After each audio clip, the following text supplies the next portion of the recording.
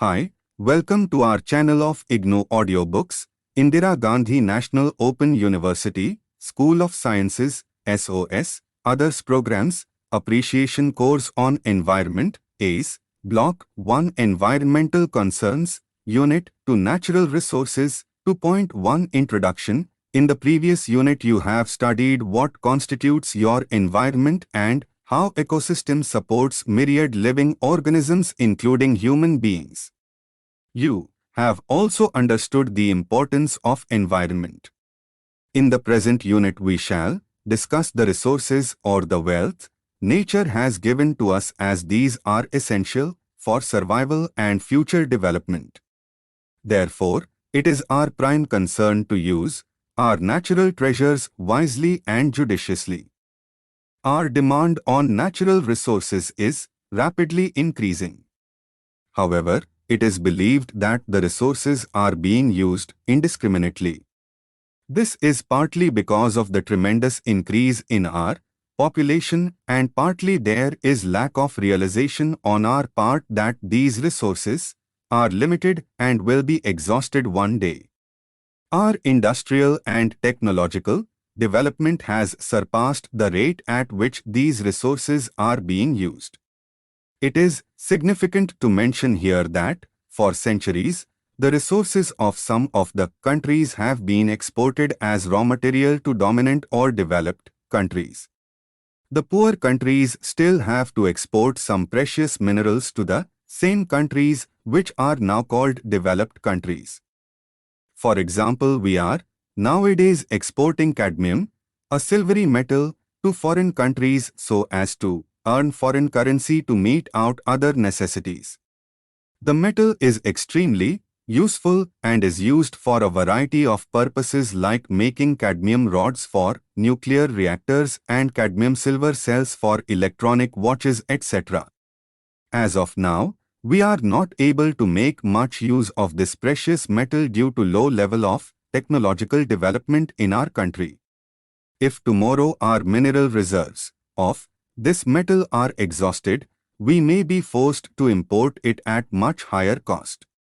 Some countries which are importing this metal may be stockpiling it, and they may sell it at an exorbitant price when the stocks are exhausted.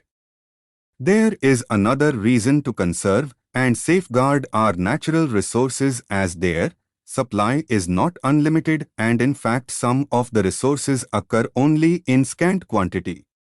Demand for natural resources is increasing progressively, hence, we need to use them more efficiently and also look for alternative sources or their substitutes. It will be only possible when we understand about their availability and limitations. Of late, due to increasing demand of energy, our lifestyle has changed and we are becoming increasingly dependent on energy. Consequently, we have started plundering our energy resources. We should, therefore, know what our natural resources are, what their uses are and how judiciously we can make use of these resources. Objectives. After studying this unit you should be able to define renewable and non-renewable resources, describe types of natural resources available on our earth, describe the non-conventional sources of energy and explain how these energy sources can be tapped for the production of energy for domestic and industrial use, explain how with wise and careful planning, various natural resources can be utilized for the betterment of mankind and how best the use of our limited resources can be optimized, describe how the forest resources can be used without depleting the forest stock, outline some methods of utilizing wastes such as municipal waste, slag, fly, ash, etc., to point to resource availability and potential. Our resources are basically of two kinds, viz., renewable and non-renewable. Let us see what they mean. A resource may be defined as any useful information, material or service. Broadly, we can differentiate between natural resources, i.e., goods and services supplied by the environment, man-made resources, i.e., cities, buildings, institutions, and other artifacts, and human resources which include wisdom, experience, skill, and enterprise. Natural resources are of two kinds. Some of the resources of the earth are replaced from time to time by natural multiplication such as vegetation. In other words, these resources are regenerated and are therefore called renewable resources. Forests, pastures, wildlife and aquatic life are examples of renewable resources. Water is also a renewable resource because it gets recycled. There are some other resources such as minerals which once used are lost forever. They cannot be regenerated. Mineral deposits were formed slowly in millions of years. Once a deposit is used, it cannot be regenerated. For example, fossil fuels, petrol, get burnt up and cannot be recovered. These are known as non-renewable resources. Similarly, the formation of soil is a very slow process and it takes thousands of years. It is, therefore, not renewable in the lifespan of even several generations of people. Hence, it is also a non-renewable resource. Let us examine some of the renewable and non-renewable resources individually. 2.2.1 Air. As we all know that the atmosphere and the living organisms have evolved together. Green plants, algae and photosynthetic bacteria have added oxygen to the air and removed carbon dioxide, methane, ammonia. In doing so, a condition was created to stabilize temperature and make life possible for oxidizing heterotroph like human beings. We notice the atmosphere mostly when the air is dirty or weather is unpleasant. Earth is the only known planet with an atmosphere capable of supporting life as we know it. We are now becoming aware that human activities are changing the atmosphere in ways that could have disastrous effects not only on humans but also on the basic life support systems that make our planet habitable. Weather is a physical conditions of the atmosphere such as moisture, temperature, pressure and wind, all of which play a vital role in shaping ecosystems. The dynamism of the atmosphere is maintained by uninterrupted flow of solar energy. Winds generated by pressure gradients push large air masses of differing temperature and moisture content around the globe. Our daily weather is created by the movement of these air masses. Climate is a long-term pattern of weather at a particular area. Climates often undergo cyclic changes over decades, centuries and millennia.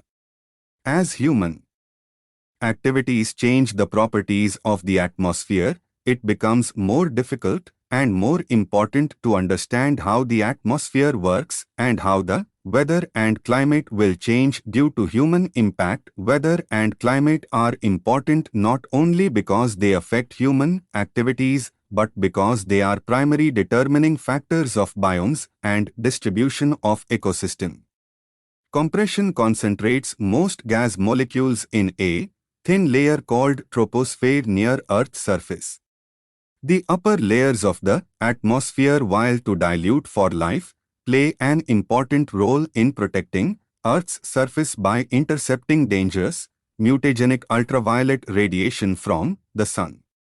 The atmosphere is relatively transparent to visible light, which is harnessed by photosynthetic organisms, and sun's energy is stored as potential energy in organic chemicals and also warms Earth's surface. Heat is lost from Earth's surface as infrared radiation, but fortunately for us, carbon dioxide and water vapor, which are naturally present in the atmosphere, capture the outgoing infrared radiation and keep the atmosphere warmer than it would be otherwise. When air is warmed by conduction or radiation of heat from Earth's surface, it expands and rises, creating convection currents. These vertical updrafts carry water vapor aloft and initiate circulation, eye patterns that redistribute energy and water from areas of surplus to areas of deficit. Pressure gradients created by this circulation drive great air masses around the globe and generate winds that determine both immediate weather and long-term climate. Strong cyclonic convection currents fueled by temperature and pressure gradients and latent energy in water vapor can create devastating storms. Another source of storms are the seasonal winds or monsoons generated by temperature differences between the ocean and land mass. Monsoon often brings torrential rains and disastrous floods, but they also bring needed moisture to farmlands that feed a majority of the world's population. When the rains fail, as they do in drought cycles, ecosystem disruption and human suffering can be severe. Some scientists warn that the greenhouse gases and air pollutants released into the atmosphere may trap radiant energy and promote a global warming that could drastically disrupt human activities and natural ecosystems. To point to water. Water is the most essential components of life. Our water resources are limited, though apparently water is available in an abundant quantity. There is scarcity of usable quantity of water in large parts of the world. Human survival since ages has depended on the relationship societies had with land and water resources.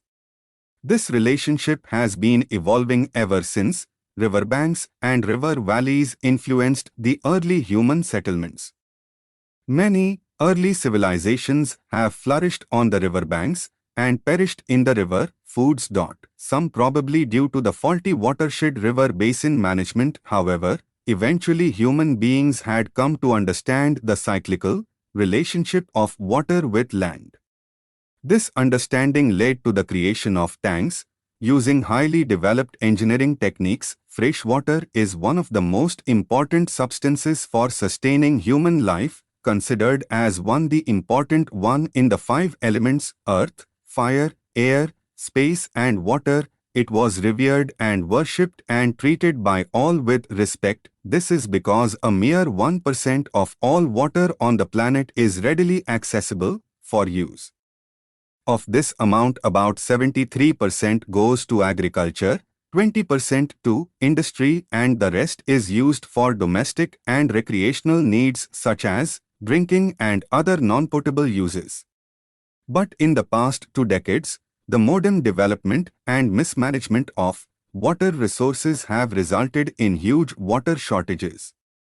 For untold millions, shortage of water means epidemics, hunger, despair and death. Water crisis has its impact not only on people but also on the environment and other living things. Fish, birds and countless living creatures are crowded out, marooned or poisoned as industry and agriculture reroute rivers, dry up wetlands, dump waste and otherwise disrupt natural ecosystems. The global distribution of water resources reveals that less than 3% of the total quantity is fresh water. A breakup of the total fresh water among various resources and its availability is shown in Table 2.1. Table 2.1 Global distribution of fresh water. Look to the screen. It is evident from the Table 2.1 that only 1/5 of the fresh water is available in the liquid form. This limited amount is replenishable and, therefore, has been relied upon for recurrent use by man. More than 90% of this scarce commodity is in the form of groundwater, while only 1.0% is in the lakes and ponds. The soil profile carries only 0.0%, but double the amount is held either by rivers or atmosphere. India, in terms of total annual rainfall, is very fortunate. It receives an average rainfall 400 meters million hectare meters, out of which 185 meters is available as surface water, 50 m can be stored as underground water and 165 meters can be stored in soil. Thus we can see that the water which is required for various purposes like irrigation, navigation, generation of hydroelectricity and domestic and industrial needs is rather scarce. It is, therefore, necessary that water resources should be exploited judiciously. 2.2.3 Forest resources. Forests are our treasures which provide us a wide variety of commodities such as timbers, fuel, wood, fodder, fiber, fruits, herbal drugs, cosmetics and many types of raw materials used by the industries. A great variety of animals and birds which live in the forests serve as useful high-end resources. Forests play a great role in soil formation, water conservation and regenerating oxygen, and they affect the climate. Analysis of satellite photographs shows that in 1982 about 14% of the geographic area of our country was covered with forests, of which nearly 11% was closed forest and 3% degraded woods. As a result of increased exploitation of forests for timber, firewood and other forest products, without putting in adequate efforts to regenerate them, the forests are known to be fast disappearing. This has caused an environmental imbalance. For example, most of the rainwater is lost as runoff which flows over the mountain slopes unchecked, often causing floods. The excessive washing away of topsoil results in low fertility and reduces crop yields. It is because of these consequences of deforestation, a strong forest policy has been adopted by our government to protect forests and to plant more trees. 2.2.4 Biological resources. Biodiversity. Our survivals depends on vast array of organisms. Some of these benefits we may not appreciate until the species which provides the benefit is gone. Even seemingly obscure and insignificant organisms play an irreplaceable role in the complex web of life which makes up the life support system on which we all depend. At the end of the great exploration era of the 19th century, it was declared that most of the kinds of living organisms found on the earth have been described. However, subsequent investigations have revealed that millions of new species and varieties remain to be identified and studied scientifically. Approximately 1.7 million species are presently known, which represents only a small fraction of the total number that exist. According to surveys conducted by the Botanical Survey of India and Zoological Survey of India have revealed the presence of about 47,000 species of plants and 81,000 species of animals in the country. Many of the most abundant species are invisible to the unaided eye or are in remote places which most of us never visit. The most numerous multicellular organism is thought to be krill, a small shrimp-like crustaceans that live in Antarctic oceans and form the base of a rich food web that includes whales, seals, penguins and fish. Humans probably make up the next largest biomass for a single species, about 250 million tons, even though we are not as numerous as some others. All of our food comes from other organisms. Most of food what we eat comes from domesticated plants and animals.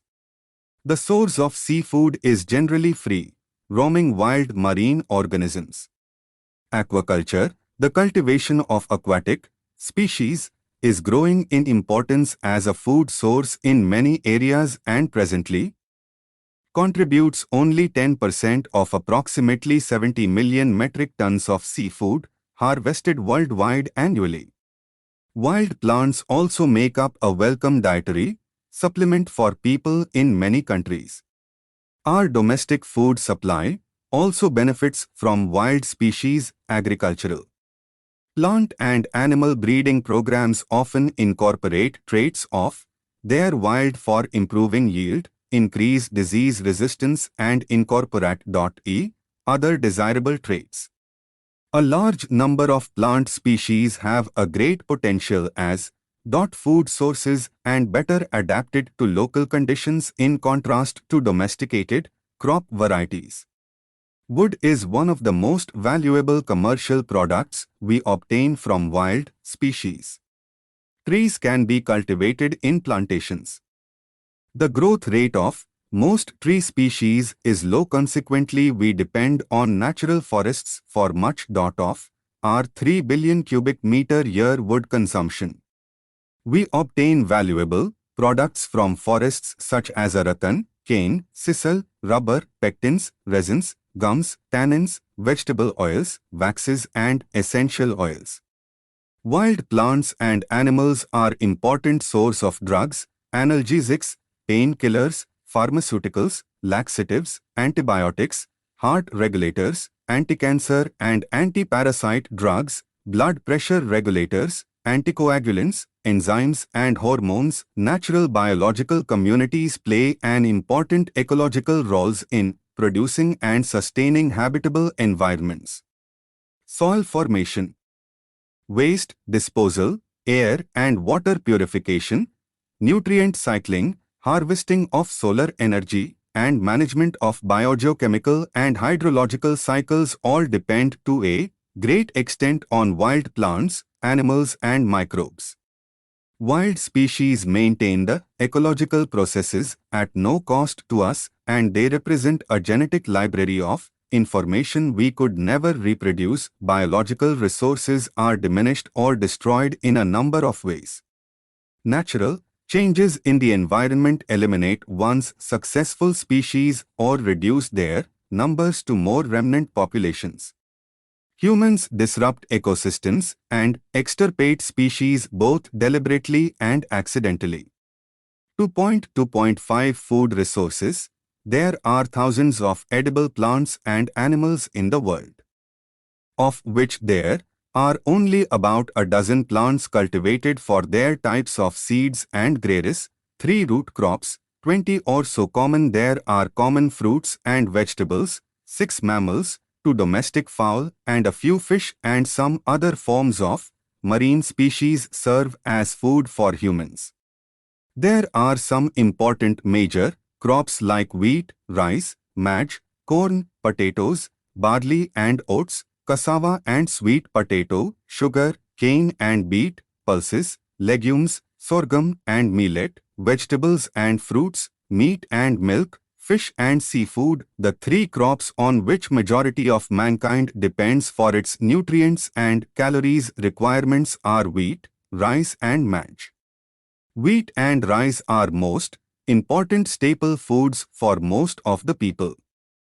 These 2 grass species supply around 60% of the calories consumed directly by humans. Potatoes, barley, oats and rye are staples in mountainous regions and high latitudes because they grow well in cool, moist climates. Cassava, sweet potatoes and other roots and tubers grow well in warm, wet areas. Sorghum and millet are drought-resistant and is a staple food in the dry regions of Africa. Meat and milk are very nutritious but their distribution is highly inequitable. Fish and seafood represents high-quality protein source. About 2/3 contribute to the world's diet as compared to land animals. There are indications that we have already surpassed the sustainable harvest of fish from most of the world's oceans. Our current fishing methods are wasteful, destroying habitat and young fish by indiscriminate trawling. Several tons of unwanted species are discarded for every ton of seafood brought to market. Much of what is discarded could be eaten, but it is of wrong size, too young, out of season or a variety we do not like to eat. It is tragic that much of the catch which is tossed back into the sea is too badly injured by decompression or being crushed in the net to survive. Then question arises, what are our alternatives? We would still destructive harvest methods and less selective eating preferences. There is great potential of raising fish and crustaceans at ponds or estuaries under controlled conditions. Even environmentally sensitive fish like trout can be raised in high-density ponds. Genetic engineering techniques are being used to breed superfish that will grow faster and increase yields in the way that the Green Revolution has done for plants. 2.2.6 Land is a basic resource for us. It is, in fact, the foundation on which the entire ecological system rests, and it is the living ground, habitat, for all terrestrial, plants and animals. The capacity of land to support life and various activities of man and animals is dependent both on its biological productivity and load-bearing capacity of the soil and rocks. Land is under great pressure due to increase in population, mismanagement of land resource as a result of indiscriminate cutting of trees or deforestation has caused considerable damage to the quality of the soil and landscapes. Today, per capita land resource available in India is less than 0.27 hectares. The per capita land resource as per the reports of Robert Engelman and Pamela Leroy by 2025, assuming no further net expansion in the utilizable land, is 0.18 to 0.16 hectares. Thus you can realize the magnitude of the pressure on our land resources. Soil which forms the uppermost layer of the land is the most precious of all resources because it supports the whole life system, provides food and fodder in the form of vegetation and stores water essential for life. It contains sand, silt and clays mixed with air and moisture. It possesses rich, organic and mineral nutrients. Good soil is both a gift and a responsibility. With a great care and understanding we can use it productively and pass it on to the next generation, more fertile than what we had received it. Nature takes more than 50 years to build a centimeter of topsoil. But each year, wind, water and human neglect cause worldwide erosion of over 6,000 million tons of soil, involving a loss of 2.6 million tons each of nutrients like nitrogen and potassium and 3.3 million tons of phosphorus. The best way to check soil erosion is by providing adequate tree and grass cover. If this cannot be easily done in regions where there is an acute demand on land for crop cultivation, we should resort to contour building and gully plugging on scientific lines, followed by planting green manure shrubs and trees on field bunds. The commonly used green manure crops in our country are sun hemp, thaicha, cluster bean, CNG, cowpea, horse gram, berseem and lentil. The type of soil varies from place to place. Soils rich in organic matter are highly fertile. Soil fertility is also dependent on the capacity of the soil to retain water and oxygen. The following major type of soils are recognizable in the subcontinent. Soil characteristics depend on pore space and particle size. The soil on the left, composed of particles of various sizes, has spaces for both air and water.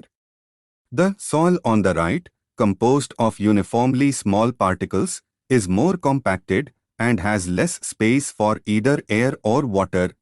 Deep red soil is found in plateaus and lowland areas of eastern Bihar, Madhya Pradesh and North Andhra Pradesh, where rainfall is 100 to 300 cm year and temperature remains above 22 degrees Celsius. The soil supports rain, forests and grasslands and is good for cultivation of potatoes, bananas, pineapples and rubber. 2. The type of soil found on the Deccan and Malwa plateaus of western and central India has a cover of clay and is loamy and black. It is very fertile and supports mixed grasslands. Forests, crops of sugarcane, groundnut, soybean, cotton and rice. 3. The soils of the desert region of the western India are low in organic matter and generally considered to have low fertility. However, if water is provided, they can be made very fertile. Over-irrigation, on the other hand, leads to salinity of these soils, thus reducing their productivity. 4. Another type of soil forms part of the Indo-Gangetic Plain. It is found in the delta regions on the coasts of Bengal, Orissa, Andhra Pradesh, Tamil Nadu, Kerala and Gujarat. This soil is characterized by loamy texture, dry composition and variability of thickness from place to place. The soil is highly productive and supports crops of all kinds. In the arid conditions, it becomes locally alkaline or saline and is not very productive. The soil that forms part of the low-lying wetlands or marshy lands in the deltas of Ganga, Godavari, Krishna, Kaveri and in the river basins of Kerala are rich in organic matter and are very fertile. 6. Ash grey to pale yellow-brown colored soils found in the mountainous Himalayan region are of low fertility. Support coniferous plants such as pines, deodar and oak, etc. Natural resources. The system of soil classification that you have read above is based on their general characteristics. There are many differences within these types of soil, which are due to differences in climate and natural vegetation. 2.2.7 Mineral resources. Minerals, natural substances got from the earth by mining, are the backbone of our industries and hence of commercial and economic use. Nowadays, minerals such as uranium are also used for generating atomic energy as an alternate source of energy. A great variety of minerals like coal, iron, copper, aluminum, petroleum, etc. are indispensable to meeting our day-to-day requirements. We are predominantly dependent on petroleum for our energy needs. The world stock of fossil fuels resources are limited and exhaustible. India E.1F sufficient in 35 minerals, which are used as raw materials in basic industries. We have iron, aluminum, coal in enough quantities. Phosphatic used for making phosphatic fertilizers, crude oil and non-ferrous metals like copper, zinc and lead. We are dependent to some extent on imports from foreign countries. Our mineral-producing states are Bihar, Madhya Pradesh, Bengal, Gujarat, Rajasthan and Andhra Pradesh. With the introduction of modern technology, it is now possible to locate the reserves of petroleum on the land as well as in ocean bed. Pictures sent by satellites help us to pinpoint the area where mineral deposits are likely to be found. Oceanic resources. A number of important minerals are found in sea basins. One of the important, the minerals found at a depth of 4,000 to 5,000 meters below sea level are the nodules or lumps of manganese oxides and sulfides of cobalt, nickel, copper and iron. India is also trying to exploit these resources. Today, more than 1/5 of the world's oil and natural gas production comes from offshore wells. The Bombay High, for example, has petroleum reserves of the order of 7,400 million tons. Deltas of the Kaveri, Godavari and Mahanadi are also found to have big deposits of natural gas and oil. The coastal sands of Kerala and Odisha contain many valuable minerals such as monazite, raw material used in generation of atomic energy, and zircon, 2.2.8 energy, non-conventional renewable sources of energy. The demand for energy doubles every 14 years and is taken as one of the indicators of development of a country. India, with 16% of the world's population, consumes only 1.5% of the total energy produced in the world, in comparison of USA, which has 6.2% of the world's population and utilizes 3% of the energy produced. This gives us an idea of the low level of our development and should be an incentive for better utilization of our resources, for generating more energy, so that we can meet our growing demands of energy. Even today, about 80% of our population continues to depend on fuel point, wood, dung and agricultural wastes. We know that non-renewable sources of energy such as fossil fuels, coal and petroleum are not going to last for long. Forests are also being depleted at a fast rate due to indiscriminate felling of trees. It has become, therefore, necessary to think of alternative, non-conventional sources of energy. Some of these sources of energy are discussed here. Solar energy, the energy we get today from the fossil fuels like coal, is in reality sun's energy trapped in plants millions of years ago. Plants make their food and grow by using solar energy for photosynthesis. Millions of years ago, huge forests got buried in the Earth's crust and they got transformed into coal and oil under great pressure and temperature into coal and oil. Accordingly, coal and oil are called fossil fuels. However, nowadays, we have learnt to harness solar energy for various purposes. Solar energy can be used directly to give us hot water during winter or run a refrigerator. It can be used for room heating in colder regions.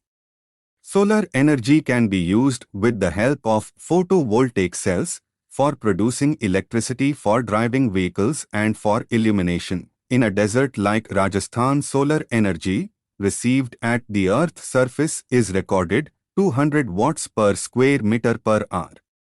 Since this is an unfailing source of energy, it would be a great advantage to develop cheap and efficient photocells or photovoltaic devices to harness solar energy. An important advantage of solar energy is that it can be generated where needed. Solar cookers are being used in many homes to cook food. Photocells are also becoming common, though their efficiency has to be improved and their price need to be brought down to promote their wider use. The solar facility, with hundreds of mirrors to focus the sun's energy on a central collector. This central collector reaches extremely high temperatures, which are useful for electricity production or industrial applications. Wind energy, like solar energy, wind flow can also be harnessed to obtain mechanical energy for lifting water from wells or from rivers. Once the windmill is turning due to force of the wind, it may as well run a generator to get electrical energy. In the coastal and hilly regions, where wind blows at high speed, a windmill can be used for generating electricity for a small town. Windmills have been used since long in many countries. But in India they have only been recently introduced. Wave and tidal energy. Waves and tides are another source of energy which is perpetual and can be harnessed for generating electricity, particularly where sea water can move into a narrow cut, such as is provided naturally where rivers flow into the sea. Energy carried by water has also been widely used in India's hilly regions, since a wheel with pedals can be made to turn when it is put in a fast, flowing stream. Flour mills of small size built on this principle were used in Kashmir for long time. In fact, large hydroelectric power stations work on the same principle. A natural or artificial waterfall is made to turn a modern kind of pedal wheel, called a turbine, which upon rotation generate electricity. Tidal power station. Both incoming and outgoing tides are held back by a dam. The difference in water levels generates electricity in both directions as water rims through reversible turbogenerators. Geothermal energy. Hot water and superheated steam of hot springs can be used to generate electricity. In our country there are 46 hydrothermal areas where the temperature of the spring water exceeds 150 degrees Celsius. The thermal energy of hot springs can be used for generating electricity. heating buildings and homes, glass houses in colder areas for growing vegetables, atomic energy, in view of the fast depletion of our non-renewable energy sources like coal and petroleum, and because of pollution resulting from burning of coal and other fossil fuels, there has been a move to find substitute to fossil fuel for obtaining energy. Since the energy of the atom had already been unleashed in the form of a bomb, efforts were made to release atomic energy in a controlled manner. The device used for this purpose is called an atomic reactor. Nuclear reactors produce heat, which is used to generate steam for rotating turbines for generating electricity.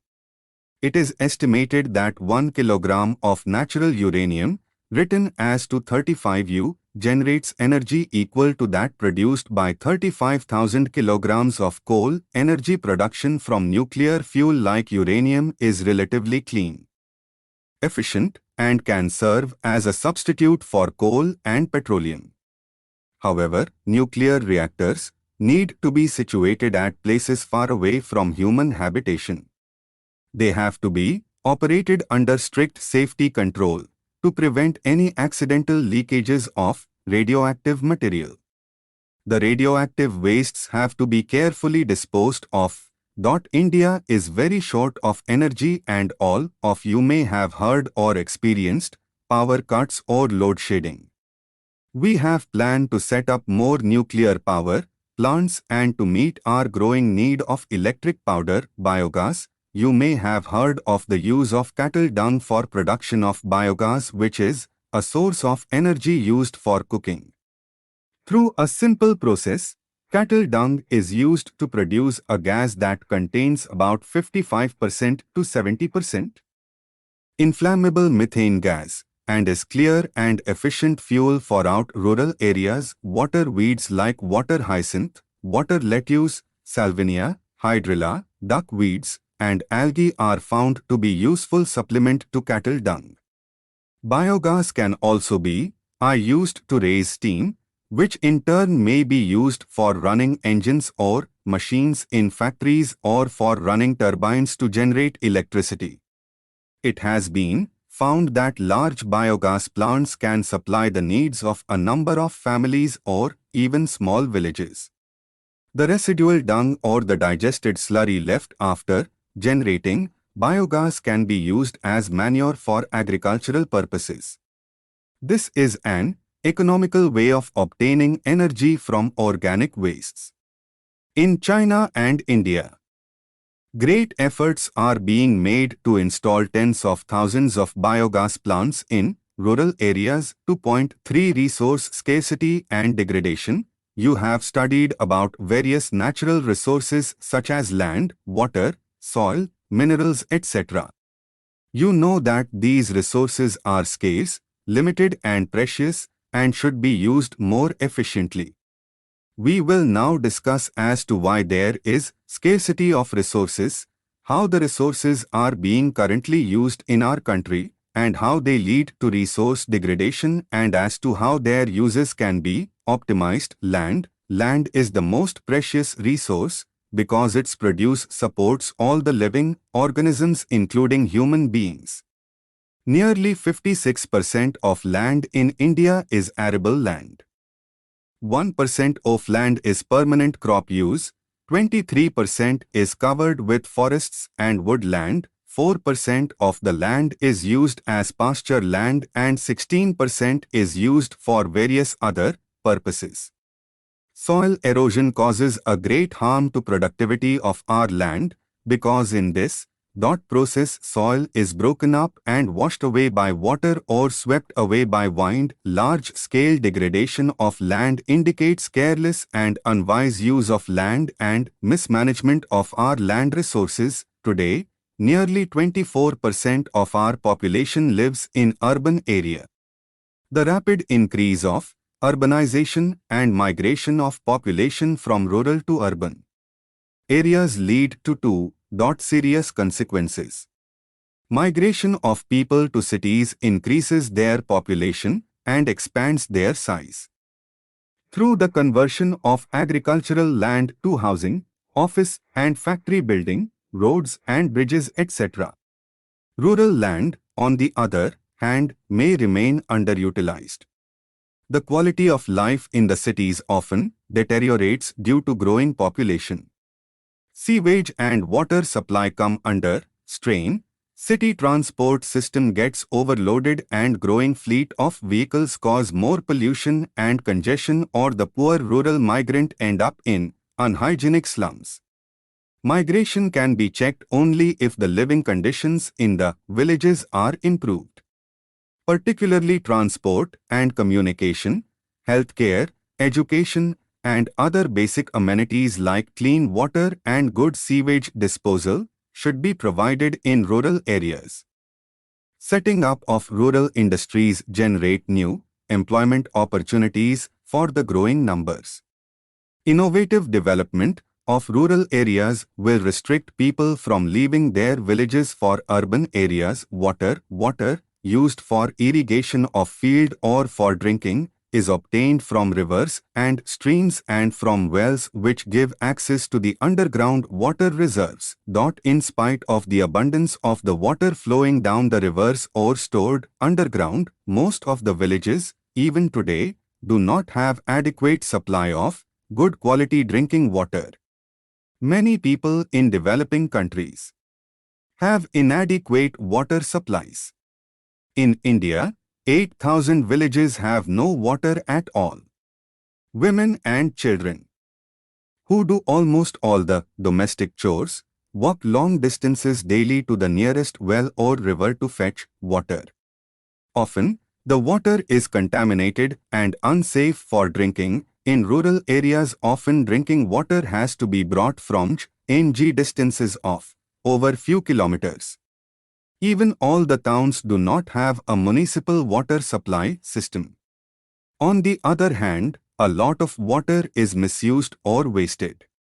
It is estimated that total mean availability of groundwater resources at present may be as about 65 million hectare meters, and the volume of groundwater presently used for irrigation is estimated about 10.5 mham.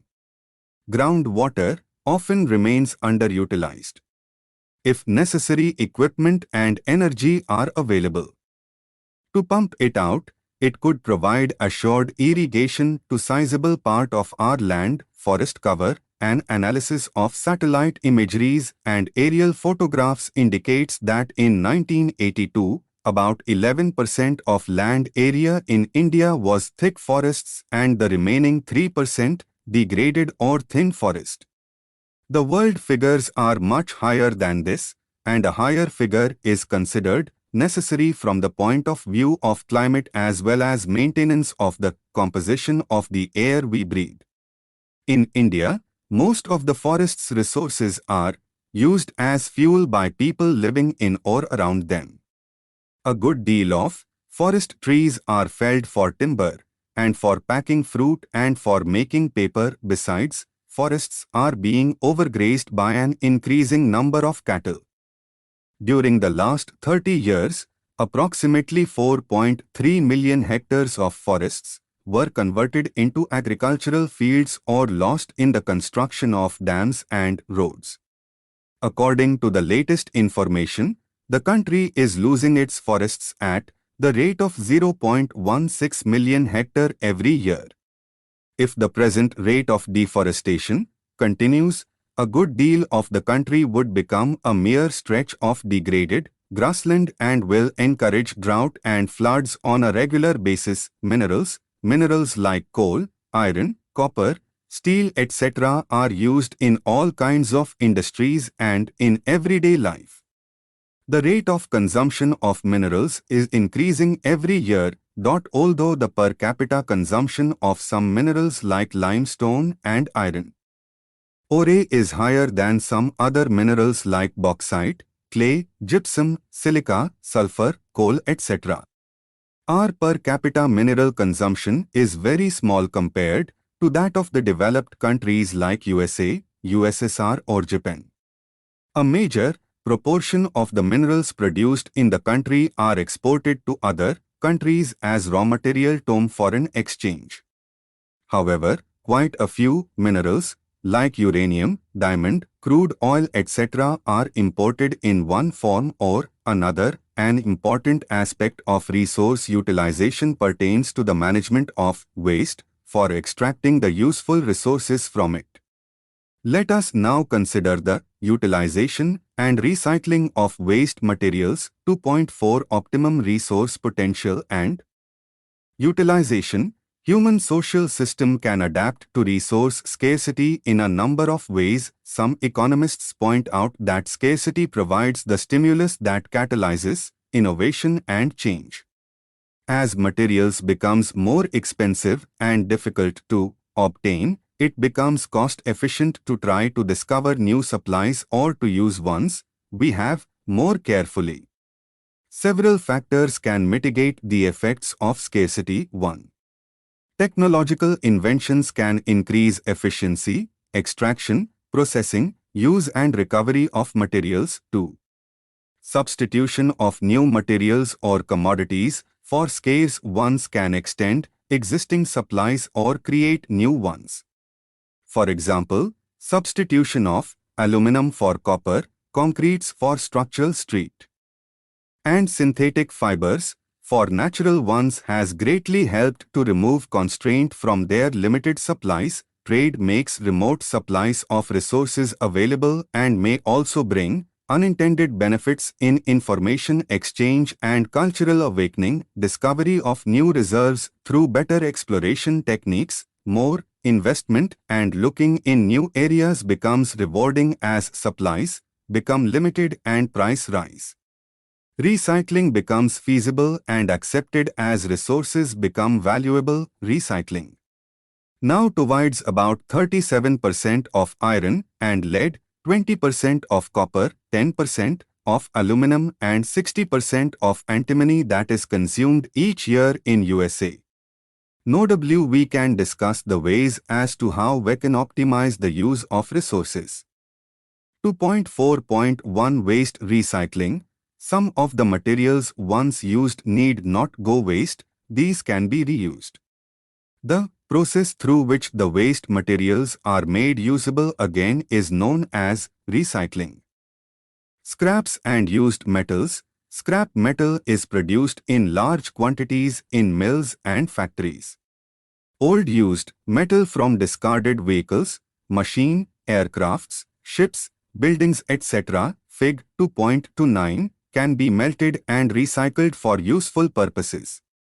Aluminum, scrap and aluminum utensils, for example, can be collected, melted and shaped into new utensils.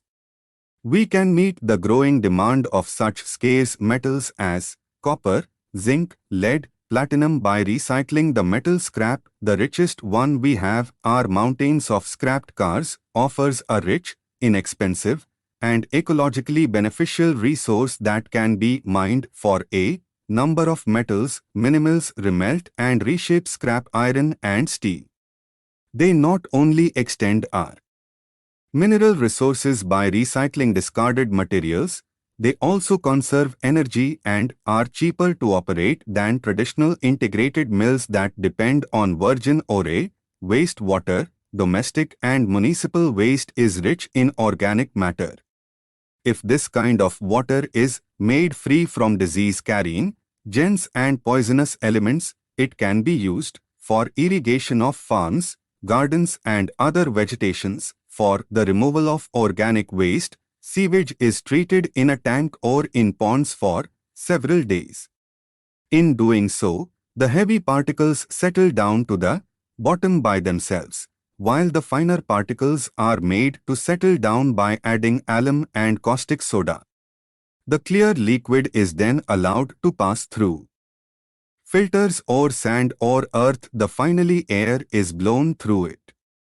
This treatment not only removes organic wastes but also removes hydrogen sulfide, which is generally dissolved in wastewater, adds oxygen to the filtered water, thus help in water purification. Treatment of water with appropriate doses of chlorine, known as chlorination, kills the harmful germs and makes the water usable. Solid waste. Solid waste in some cases can be a very valuable resource.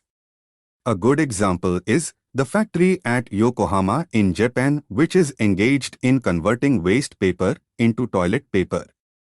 In our country, the main street of Patna city is being illuminated by biogas produced from night soil of the city dwellers. In Delhi, the sewage treatment plant produces biogas and supplies to local inhabitants to be used as cooking gas. Anaerobic digestion of organic wastes such as cattle, dung, human excreta, garbage and aquatic weeds like algae and vate, hyacinth, produces biogas which can be used for a variety of purposes. Anaerobic digestion of organic wastes takes place at temperatures between 28 degrees and 40 degrees Celsius, and gases produced are predominantly methane and carbon dioxide, with a small quantity of hydrogen sulfide and nitrogen slag, a waste product left when the metal has been extracted from its ore, can be powdered and added to cement for construction. Fly ash is another material used for making bricks and used in making cement. It is clear from the above that the solid wastes can be used in a variety of ways, i.e., for generating energy and for the production of manure, and may be used as raw material for some downstream industries. You already know that our resources are limited, and if they are not used properly, they will get exhausted soon. It is, therefore, necessary for us to study how with wise and careful planning we can extend the supply and use of our limited resources. 2.4.2 Land use. People see land everywhere and get an impression that plenty of it is available. Besides, they do not care how it is being used, unless of course, it is their own property. Lack of concern on the part of the public and official agencies has led to widespread erosion, soil sickness and other damage to land resources. Land is an exhaustible resource and is very sensitive to changes in land use, climate, and physical processes in nature like rain, sunshine, vegetation erosion, land slides, etc. Land should be used according to its suitability and capability. As you have studied in earlier sections, suitability and capability of land is assessed in terms of its load-bearing ability and fertility. Since food for an increasing population requires more land for cultivation, the encroachment of fertile agricultural lands for non-agricultural purposes like construction of roads and buildings should be reduced to the minimum. Extreme care should be taken in selecting sites for development of industries, construction of dams and water reservoirs, etc., so that the environment and socio-economic conditions of the people living in that area are not disturbed. In locating sites for the development of urban centers, housing schemes, water supply, disposal of waste and garbage, etc. should be taken into consideration. Hill areas, as far as possible, should be put under forest cover because forests serve as a resource for fuel, fodder, and timber, and provide space for animal farming. Besides, forests help in increasing the groundwater, since they impede the free surface runoff, thus allowing water to be absorbed by the ground. In this process, soil erosion is minimized and flooding can be avoided. Forests provide valuable goods and services and help in maintaining ecosystem, processes and ecological balance. Let us see what are the essential components of land utilization. Essential components of land management. There are 5 essential components of land management. Drawing up of a land capability map indicating soil productivity and ability to support various human activities in rural and urban areas. This kind of map is prepared with the help of aerial photographs and satellite imageries. The map can also provide information regarding the properties of rock and soil potential and underground water reserves. Times 2. A detailed study of various aspects of land, such as type of soil, physical features of the Earth's crust, water resource input, its distribution, utilization, surface flow, surface storage, for example in ponds and ground water. A systematic program of land use can be worked out on the basis of such information. 3. Changes resulting from land use and land cover changes need to be monitored. This can be effectively carried out by remote sensing in most cost-effective manner. 4. Investigation and estimation of anticipated intensity of natural hazards likely to threaten a particular area or region. A comprehensive plan for land utilization with a view to preserve the productivity of land, reducing erosion and soil sickness. Soil utilization. As we have said before, soil is a precious resource which takes millions of years to form, and hence proper utilization of soil is very necessary. The utilization of the soil is twofold, i.e. A. To minimize or check soil erosion, and b. Restore productivity of the soil. Control of soil erosion. The most significant measures of erosion control include I. Growth of grasses, shrubs and trees on soils, and 2. Construction of a drainage system which can prevent free, uncontrolled flow of water. Fig. 2.34a. Water flow causes formation of narrow channels or gullies and leads to development of deep narrow valleys leading to ravine land. The famous Chambal ravines have been formed as a result of deep soil erosion, and the process is still continuing. This can be controlled by constructing a series of check dams which check and slow down the flow of runoff water and widening of gullies. Fig. 2.34b. Formation of a broad van of stone along the coasts of Maharashtra, Kerala, Andhra Pradesh and Odisha has proved to be very effective in controlling erosion by sea waves and currents. Movement of sand by gusts of wind in the deserts and sandy coasts can be prevented by putting barriers of trees and shrubs across the path of wind. Fig. 2.35. In the mountain and hilly areas, planting of stems and branches of self-propagating trees and shrubs not only strengthens the slope of the terrace but also provides fuel, wood and fodder to the farmers.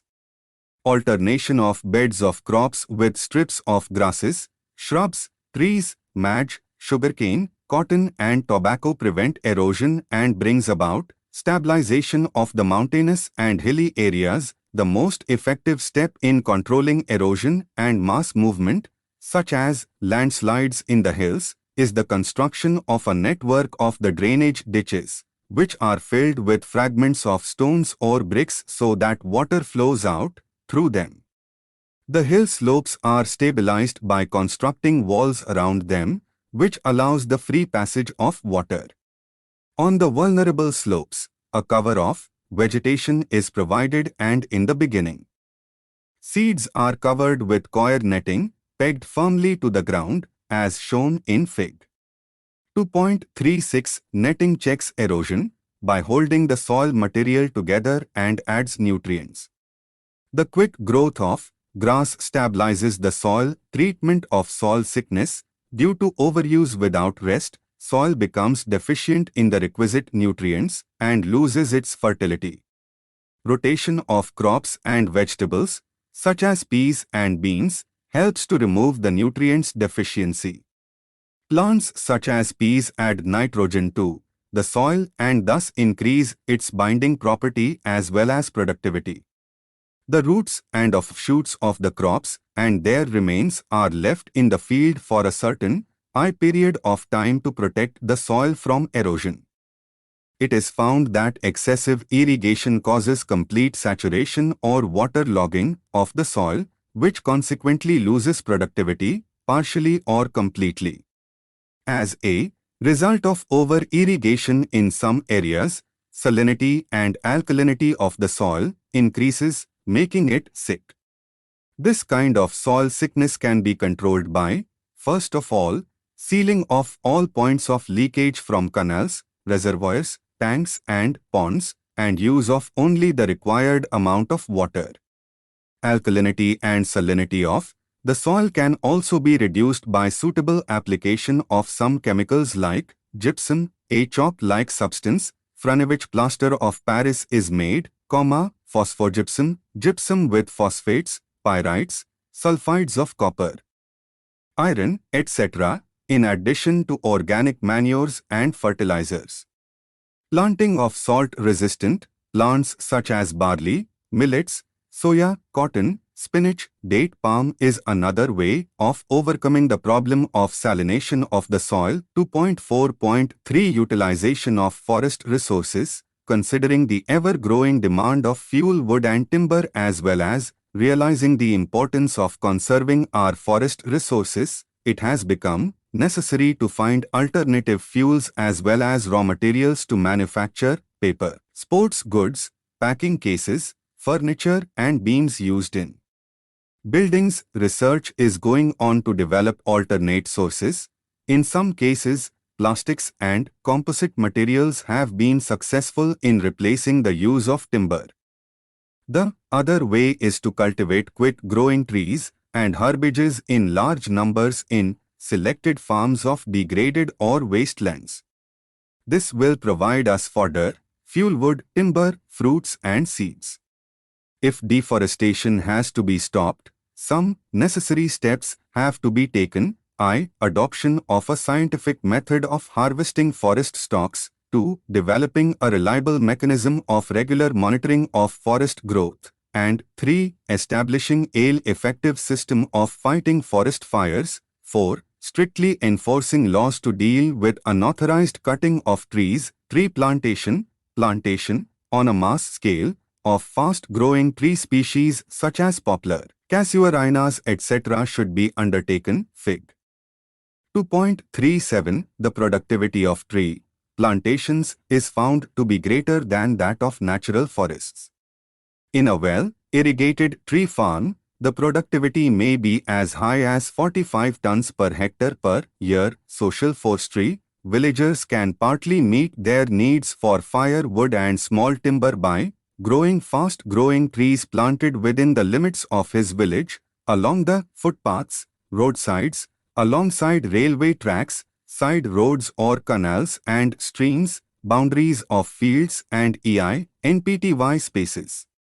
The aim of social forestry is to meet the needs of fuel, fodder, fruits, timber and other requirements. 2.4.4 Conservation and efficient use of water resources. Conservation of water resources involves augmenting the supply of good quality of water for various uses and at the same time prolonging endangering the life of the water source or the reservoir of water.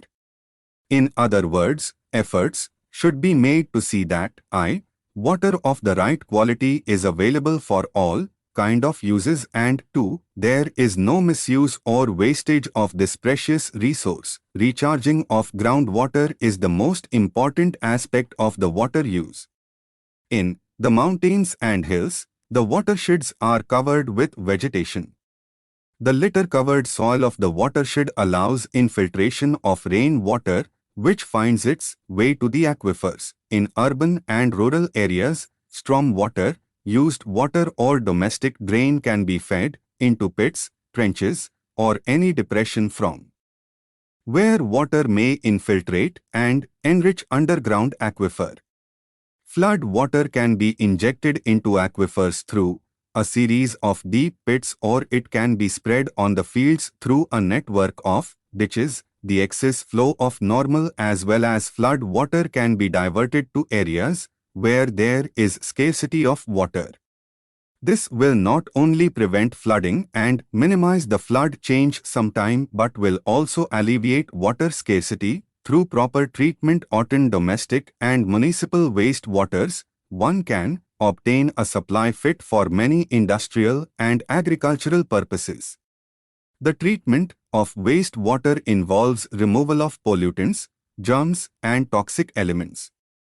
Desalination of seawater. Solar energy can be used for distillation of seawater. Thus, fresh water of good quality can be obtained. This method of desalination of seawater is being used in our country at places like Bhavnagar in Gujarat and Cham in Rajasthan. Reducing overconsumption, using more water than necessary is an unpardonable waste of the precious and scarce resource. In our country, a lot of water is wasted due to leaking taps and bad plumbing.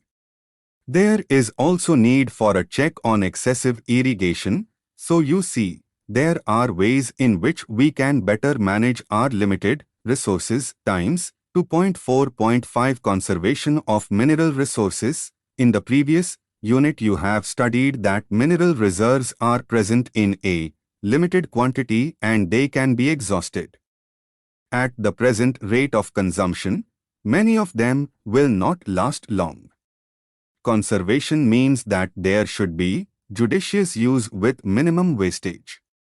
One way of minimizing or reducing wastage is recovering as much as possible and leaving nothing as waste.